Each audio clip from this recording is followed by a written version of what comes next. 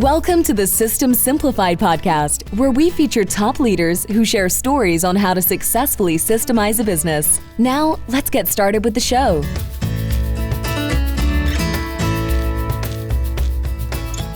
Hello, Adi Klevit here, the host of the System Simplified podcast, where I feature top founders, entrepreneurs, and thought leaders about systematizing a business. And today's guest is Greg Tomchick. Hi, Greg. Hey, Adi, thanks so much for having me. Looking forward to diving in. Yeah, it's been great because we are going to have a great conversation and we are going to talk about processes, about systems, and your background is perfect for it. So before I go into the introduction, I'm going to mention that today's podcast is being brought to you by Business Success Consulting Group, where we create, document, and implement processes and procedures so businesses can grow and thrive. And I'm going to include in the show notes our proven process. How do we do it? So you can see what a perfect training manual is like.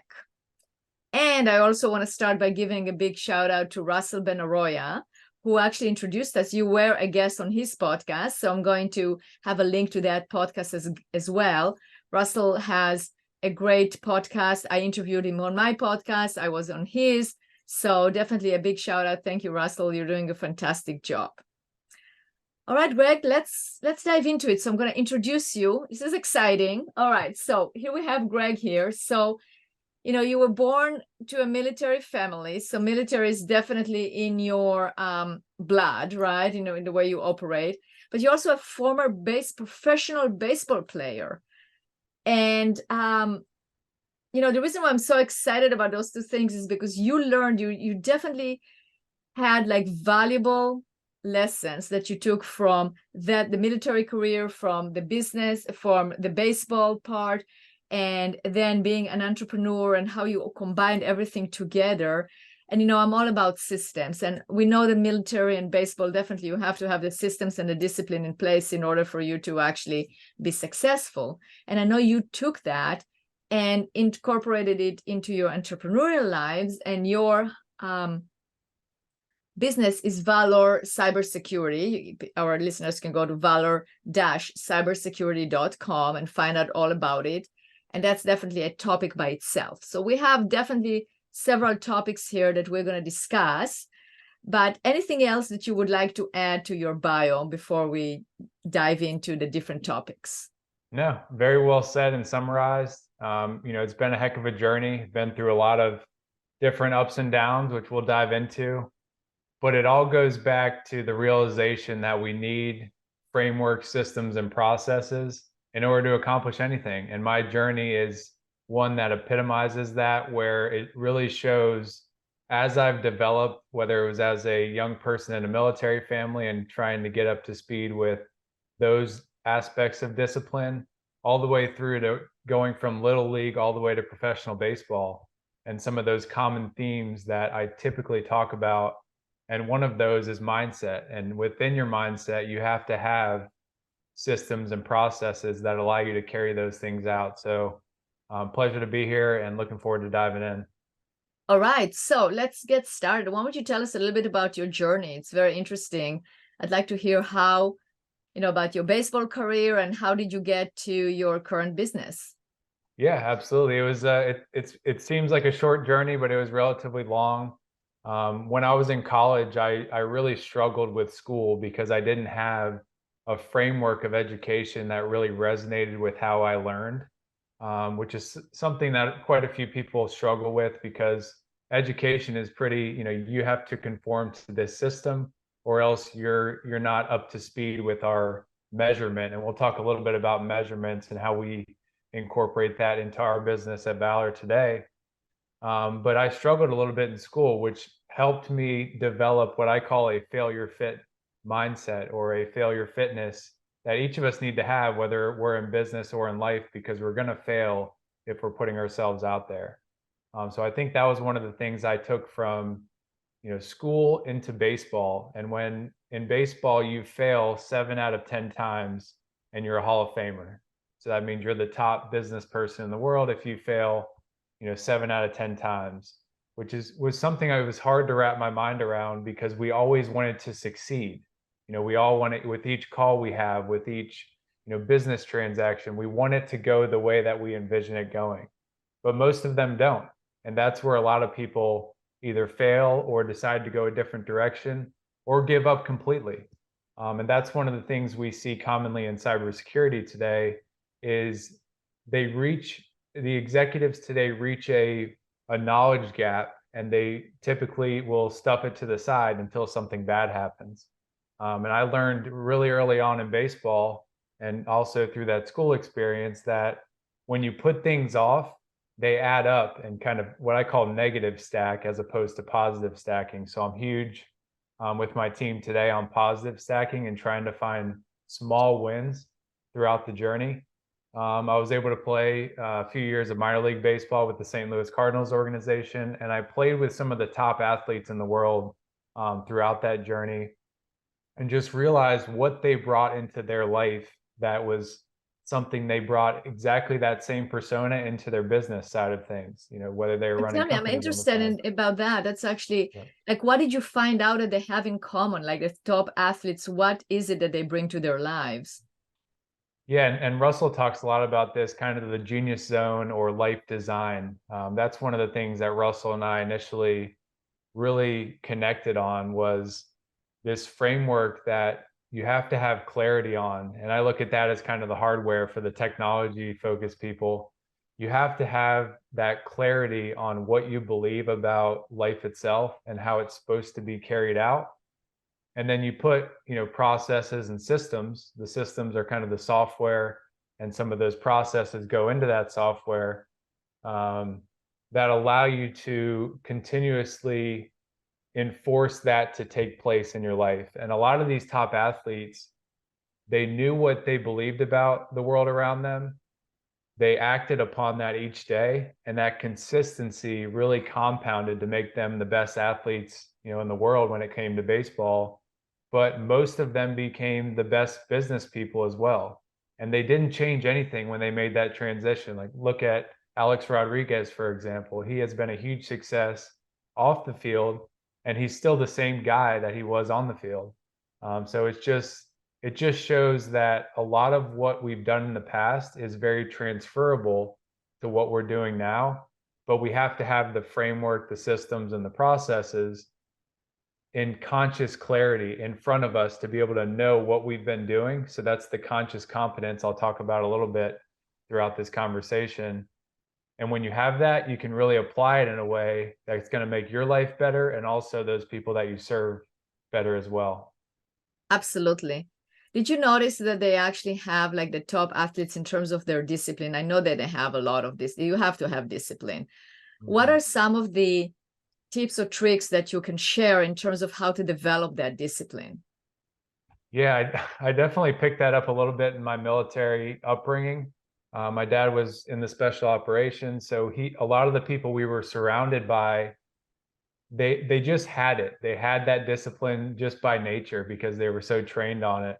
So I always tried to pick out, what were the questions I could ask them that would maybe test their discipline a little bit.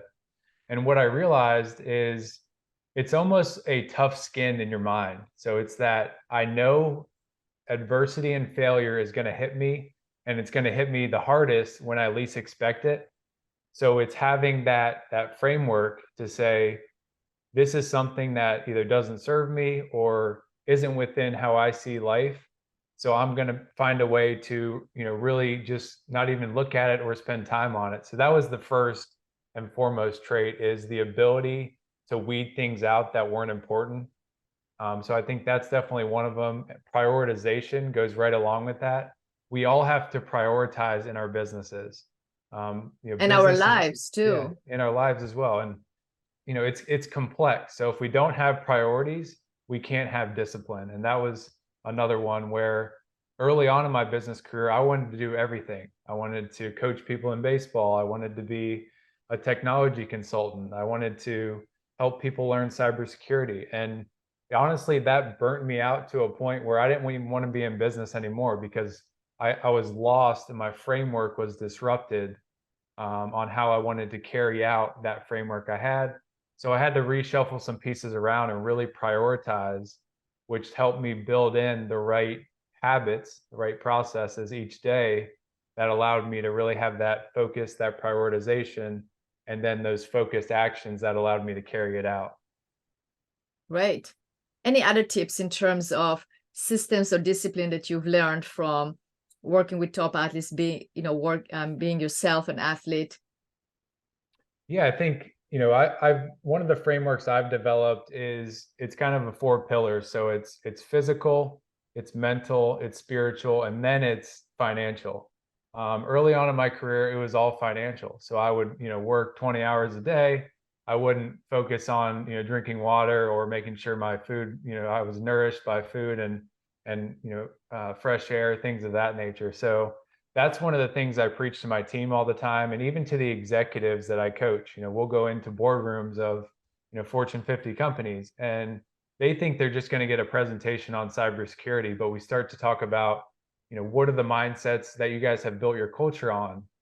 What are some of the processes you use to carry that out to make sure that your culture is something that you want to do and want to see consciously?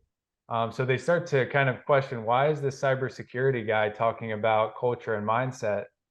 It's because that's where it all starts. If somebody is not feeling a part of the culture, to us, they become a potential threat to the organization. So it's that insider threat, we call it in cybersecurity. But people have to be connected. I have a show called The Connected Mindset. They have to be connected to something that is higher than them, or that is bigger than them. And that's what a company provides, where it's connected to a mission much bigger than them that they can really contribute to. And that was the military mantra. It was, we are here to protect the country at the end of the day, and people would rally around that in ways that nobody would ever even foresee for something that is intangible. And that's something we see in cybersecurity, is a lot of it is intangible. You're not touching a security system potentially. You're not touching a security threat. It's all digital, and that's the world that we live in today, which I think is critical to recognize. But it all comes down to that mindset, and I continue to realize each and every day with each executive I speak with each realization and addition in my business, how important that is to anything we do, whether it's financial, whether it's your company helping people with systems and processes, or it's our company doing cybersecurity, or it's the military. So that's kind of the common theme I continue to see at this point in my career, is how can we coach and mentor people more on mentality so that they can bring out their uniqueness, but at the same time help connect that to a higher power through a company, or through a service that they're delivering to others. Absolutely. Absolutely. So why cybersecurity? What got you interested in actually going into that field? Yeah, so when I was in college, I really struggled, as I mentioned, and I ended up going away to another school for my sophomore year. When I came back, there was an entrepreneurial academy that was starting, and I said, "Whoa, that's pretty interesting." Being able to start your own team or business, to be able to accomplish something and serve others. That was kind of my simple, framework at the time that I looked at business through. And I started a website and application development company. And it was kind of just, I knew everybody in the Entrepreneurship Academy needed that to build their business. We built that company to about 20 people. We were doing 6 figures in revenue. I was like on top of the world. I was still in college. Like, I was sourcing students from the computer science program who were like, "Hey, you can pay me $5 an hour and I'll do this because this is what I love." So it kind of just sparked my entrepreneurial being within, which was pretty cool at the time. But I didn't know what cybersecurity was. I knew what technology was, but I didn't know what protecting it meant. And that later became our downfall, because we had a cyber attack on our company through somebody from the outside that wanted to see us kind of not do as well as we were doing. We had to spend, I think it was 75 grand at the time, which is probably 100 grand now, on putting that fire out, which basically put us out of business, and we weren't able to kind of continue that momentum.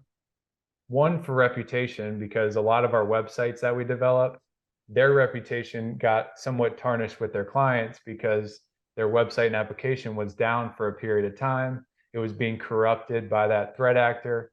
And I did not have anybody to pick up the phone and call and say, can you please help me put this out? We have this amount of money in the bank account. I'm willing to spend this on it. I really need help. Can you help me? The only person I had to call at the time was the FBI, which is like, I don't want to go to law enforcement for this.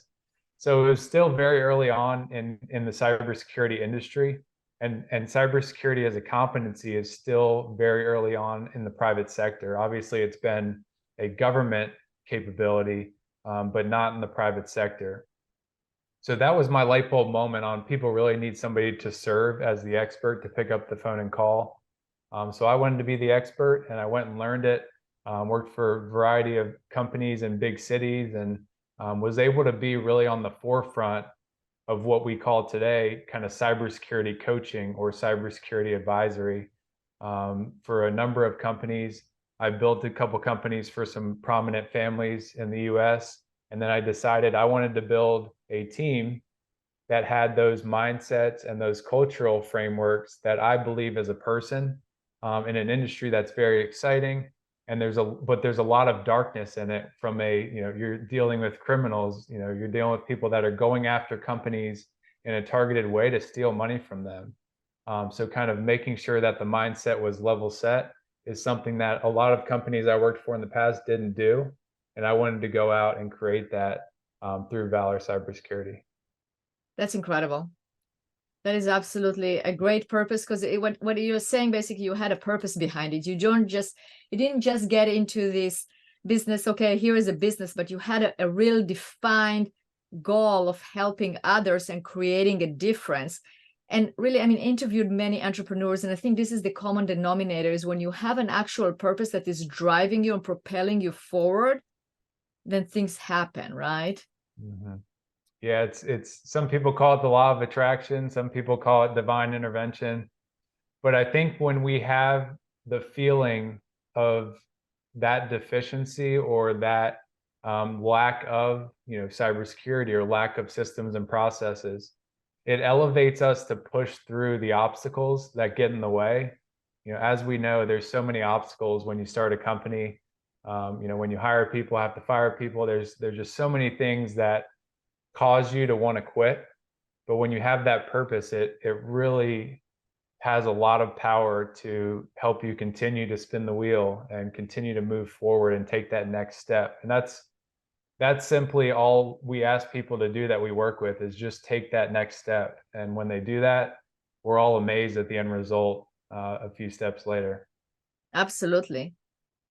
So tell me about what's the biggest vulnerability of small business from what you experience in terms of cybersecurity? Yeah, a lot of it, we like to say people come to us when they know they need to protect their business, but they don't know where to start and they fear the costs. So I think the biggest vulnerability from a small business standpoint is not understanding your technology footprint. That could be as an executive, or it could be as a business. What do you depend on to earn money and support your people and make yourself a business that is continually growing? I think that's first and foremost is that lack of clarity. That's the biggest vulnerability today, because if you don't see half of your company's technology footprint, that's where the attackers come in and really start to wreak havoc and then request money or take money from where you don't see it flowing. So that's kind of really the core vulnerability we try to minimize in every single organization. A lot of it is vendors. So a lot of us work with the QuickBooks, we work with HubSpot, we work with our banks.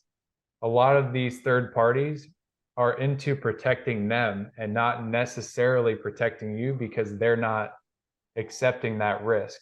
So it is a lot of businesses today are accepting risks they don't even know. So they're just accepting it by default. So that's another one that we say, let's clarify what your risks are. And then you can put a accept, unaccept, address beside that. And I think that's of critical importance. And then the other one, is really just what we call technical debt. So technical debt is what I realized when I had a cyber attack. I was developing all this great technology. I was delivering an immense amount of value to these companies to help them market and scale their solutions. But with each day that passed, with each line of code that we developed, we were going more and more into technical debt. And that was realized through that cyber attack that came in and hit us. And we realized it pretty quick that we weren't expecting that cost to come, but it came on our doorstep pretty quick and pretty heavy. So I think those are really the three main vulnerabilities we see. So when you really say across the technical board. debt, can you explain that a little bit more? Yeah, so just like we would go into debt with, say, a credit card, for example.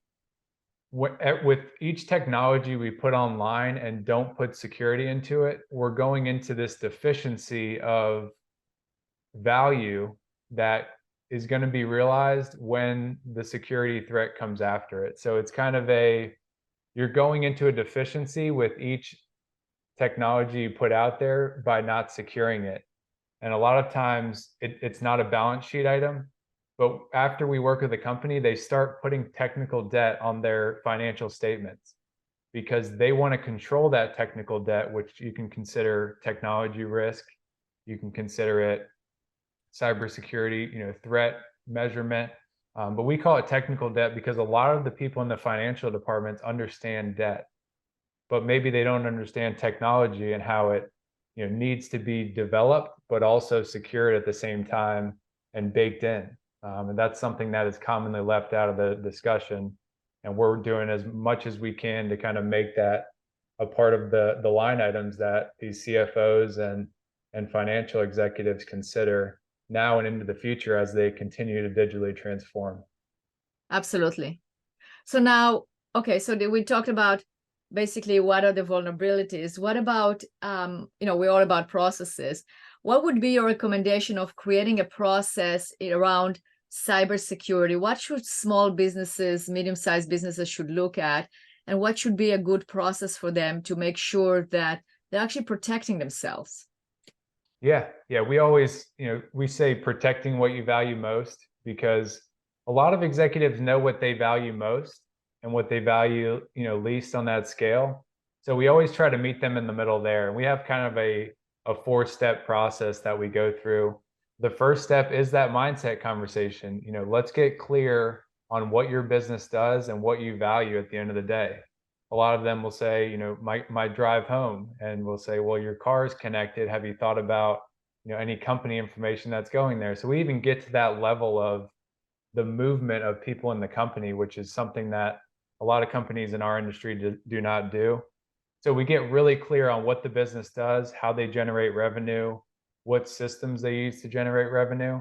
And then that's step 2. What are your revenue generating functions? What are those pieces of the company depend on? Obviously, people, applications, so technology systems, and a lot of times, buildings. So a lot of buildings are critical to company operations because they're hosting clients, things of that nature. So, revenue generating functions and processes and systems are going to be number 1 for these executives. But we find oftentimes they don't even think about, what is actually generating us revenue besides us on this call pitching, our client on, or our prospective client on a new service. So I think that's really first and foremost is the mindset. What are your revenue generating functions? And then what supports that at the end of the day? Does it have to be a system? Not necessarily. It could be a specialty type of knowledge, that you and your team have that makes them unique to the industry. Let's make sure we understand those support resources and understand how to allocate them appropriately in order to both fulfill it, but also protect it. And that comes down to a lot of the human aspects of training and awareness, things of that nature.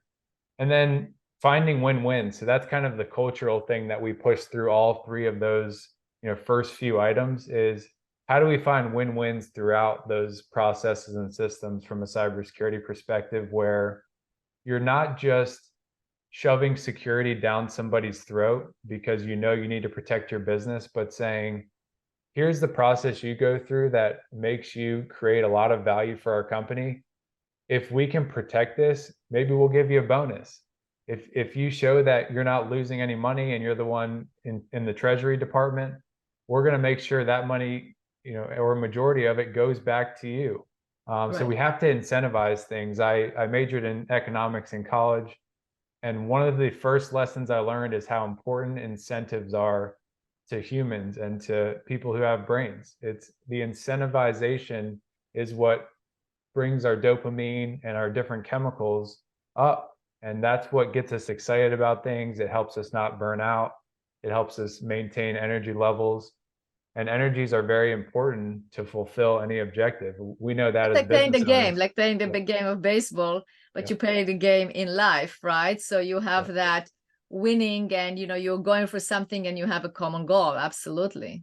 I always, when I walk into a boardroom, commonly they already know that I played baseball, and I introduce the topic of this is our game preparation and our locker room talk. So let's have a conversation, and it just kind of opens things up, keeps it light. But it's the game of life that we commonly have. A big piece of our life is through our business. Absolutely. So what sizes of companies do you work with? Yeah, so we focus on companies that are 1 to 10 million, mainly government contractors and technology development companies. And the reason that is because they're the ones that are really holding a lot of the sensitive information in today's world. Obviously, banks do, some of the larger companies, but we're really focused on companies who have found their footing in their industry and are building something really exciting and are getting ready to explode, and making sure that they are addressing that technical debt before it gets too carried away. I've had the opportunity through my career before Valor to work with companies like American Airlines, Kubota, Caterpillar, some of the really big hitting Fortune 50s. And we would go in with a team and restructure their entire cybersecurity program. They would save time, they would save a lot of money, but we would make sure to kind of and put that technical debt item on the balance sheet. And we want to take that to help the next generation of those companies, address it before it gets too out of hand, because that's where a lot of the proprietary intellectual property is being leaked to other countries that may want to do us harm. So we're really focused on those defense contractors and technology companies to try to meet them before that technical debt gets too deep in the hole, because we want to be proactive, not reactive. So we're big on saying we're not the firefighters necessarily. If you need us, you can pick up the phone and call us, but we want to get to you before that fire happens. You can think about it as kind of like the fire marshal that comes in and does the inspection and helps put things in place before something bad happens. Absolutely. Absolutely. So do you you really try to get the bigger picture into the small, medium-sized businesses, right? But make sure that it aligns with the culture and create really the culture for that particular organization. Absolutely, yeah. And all of that comes back to learning what processes and systems have really worked for those large Fortune 50 companies and which ones haven't worked. A lot of these companies can get the information, online, or they can go ask somebody. But a lot of times they pay people for the organization of that information and sharing those lessons learned so that they don't have to go through that pain. And that's a big part of our mantra, our service offering is we'll give you all the information in the world. But when it's organized for your unique business and some of the burns that we've experienced with other companies, you're going to experience a great deal of savings, both from a time, which is our most valuable asset, and a monetary standpoint, which a lot of companies at that phase, really care about because they're trying to get to Series B or Series C or get bought by a private equity company. So a security incident can really halt their growth.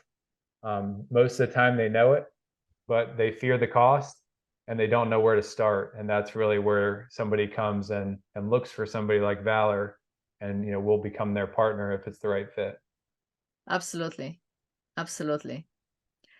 Well, great. Well, Greg, you definitely gave us a lot of information here and really shared not only the tips and tricks or the best practices in terms of cybersecurity, but really also, your vision and your philosophy about life and how to integrate like your experience of playing professionally into how you bring it into life. So it's a whole package here, it is, and it goes hand in hand, because otherwise, it can be an overwhelming subject, is cybersecurity, right? Or it can be something that maybe it's not fun. Like people tell me, well, processes, it's like, it's not the most exciting topic, but it is if you make it exciting, if you actually make it fun, if you actually make it as a game, if you actually look at it as the win-win, right? I mean, it's having those little wins that actually bring on the greater wins and the greater wins. So I want to thank you for being a guest on this podcast. Very valuable information.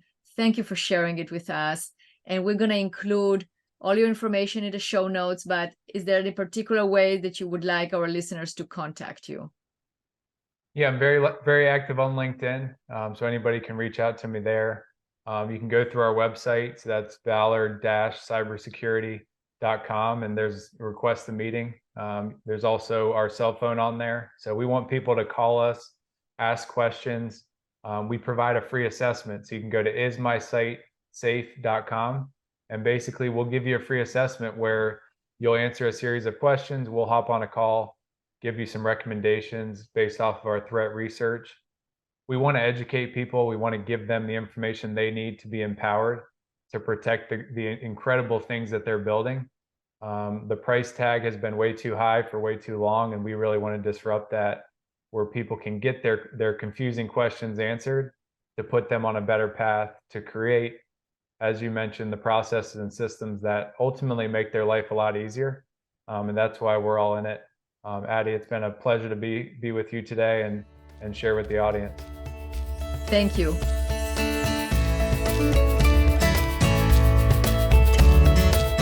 Thanks for listening to the System Simplified podcast. We'll see you again next time, and be sure to click subscribe to get future episodes.